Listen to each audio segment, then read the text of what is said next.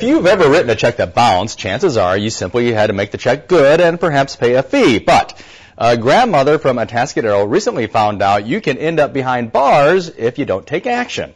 KSBY News reporter Steve Adamson is live in the San Luis Obispo News Center to explain how it got to this point. Hi, Steve. Hi, Tony. Well, it's not often that we hear stories about Grandma having to spend time in jail, but that's what happened when a $28 check didn't clear the bank. This 76-year-old grandmother from Atascadero never dreamed she'd end up behind bars for writing a bad check. But that's what happened.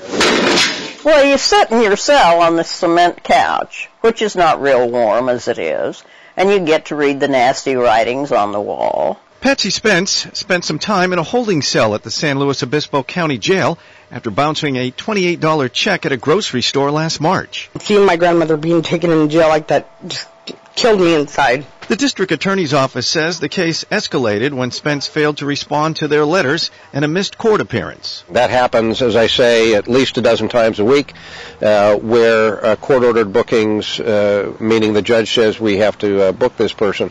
So they come down here, they're processed, and then they're given a court date and released. The DA's office says most cases don't end up like this.